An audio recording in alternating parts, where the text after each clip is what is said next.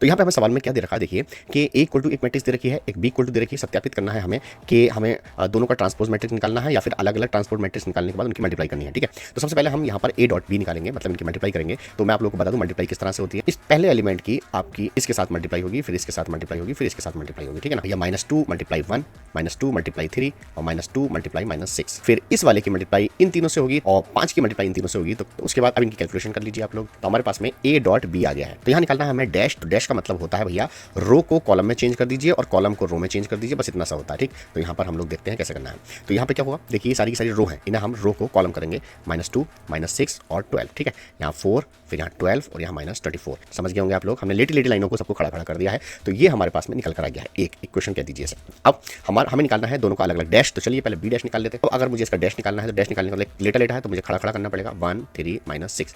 Clear. ऐसे ही अभी हम ए का भी लिख लेते हैं।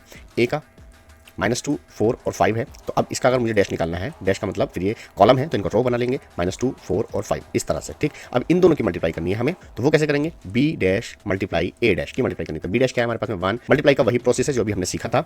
इस पहले एलिमेंट की इन तीनों के साथ करनी है। तो यहाँ पर मैं लिख देता हूँ, फर्स्ट मल्टीप्लाई आ गई। अब इनको सिंप्लीफाई करना है तो -2 ये हो जाएगा 4 बी डैश और ए डैश। अब जरा ध्यान से देखिए, इसे इक्वेशन 2 कह दीजिए। इक्वेशन 1 हमारे पास में ये है। ठीक, और इक्वेशन 2 हमारे पास में ये है। तो आप देख सकते हैं दोनों ही वैल्यू हमारे पास बराबर आ रही हैं। तो लिखेंगे हैंस का मतलब होता है इसलिए ए डॉट बी का ट्रांसपोज मैट्रिक्स जो होता है वो बी डैश और ए डैश के बराबर है।